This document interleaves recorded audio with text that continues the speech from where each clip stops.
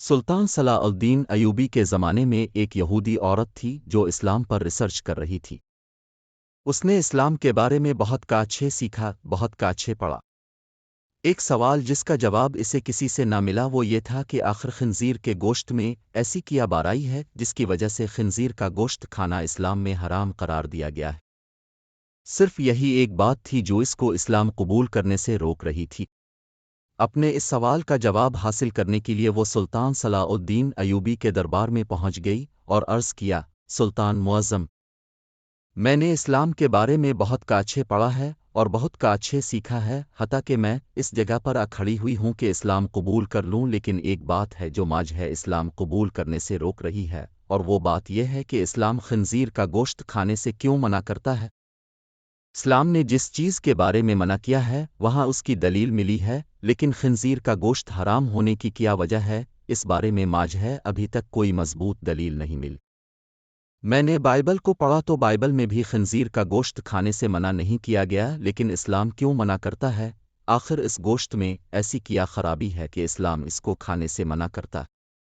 سلطان صلاح الدین ایوبی نے اپنے ایک مشیر کو حکم دیا کہ بائبل کی وہ کتاب میرے پاس لے آؤ جو اپنی اصلی حالت میں موجود ہے۔ جب بائبل کی کتاب پیش کی گئی تو سلطان نے وہ حوالہ تلاش کر کے اس یہودی عورت کو دکھایا جہاں لکھا ہوا تھا کہ خنزیر کا گوشت کھانا منع ہے۔ خاتون نے حیران ہو کر کہا، یہ کیا بات ہوئی؟ میرے پاس جو کتاب ہے اس میں تو لکھا ہوا ہے کہ خنزیر کا گوشت کھانا منع نہیں۔ یہ سوال کر سلطان نے جواب دیا، مجھے ترس آتا ہے تمہارے ان لکھاریوں پر جنہوں نے اپنی عیاشیوں کے لیے اس پاک کتاب کو اپنے لفظوں سے تبدیل کر دیا۔ تمہارے پاس جو بائبل ہے یہ اپنی اصلی حالت میں موجود نہیں۔ ابھی تو میں نے صرف اس کتاب سے ثابت کیا ہے کہ خنزیر کا گوشت کھانا منع ہے، اب میں اسے سائنسی لحاظ سے بھی ثابت کروں گا۔ پھر سلطان نے اس عورت سے کہا کہ کل صبح خنزیر کا گوشت پکا کر میرے دربار میں لے آنا۔ دوسرے دن اس عورت نے خنزیر کا پکا ہوا گوشت سلطان کی خدمت میں پیش کر دیا۔ سلطان نے اس کو کراہت سے دیکھتے ہوئے کہا کہ اب اس کی بوٹی کے 2 حصے کرو۔ خاتون نے جب چائری سے بوٹی کے 2 حصے کیے تو درمیان میں سے گوشت کچا تھا۔ سلطان نے اس خاتون سے کہا کہ تم نے اس گوشت کو اچھی طرح پکایا نہیں؟ تو وہ کہنے لگی، نہیں سلطان معظم، میں نے تواس کو بہت اچھی طرح سے پکایا۔ تو سلطان نے کہا کہ اب تمہاری سمجھ میں یہ بات آ گئی ہوگی کہ یہ حرام گوشت ہے، اسے جتنی بھی اچھی طرح پکایا جائے یہ درمیان میں کچا رہ جاتا ہے، اور جب یہ تمہارے پیٹ کے اندر جاتا ہے تو بہت سی بیماریوں کا سبب بنتا ہے۔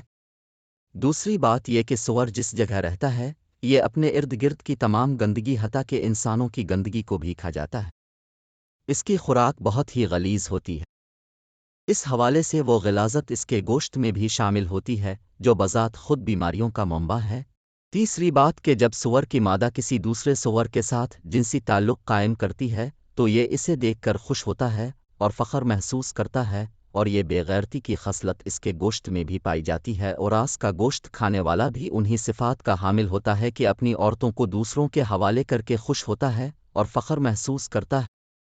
یہ واحد جانور ہے جس میں اتنی غلاظت اور بے شرمی بھری ہوئی ہے۔ جب آپ ایسے جانوروں کا گوشت کھائیں گے جس کی بنیاد غلاظت سے بھری ہوئی ہے تو وہ آپ کو کیا فائدہ دے گا؟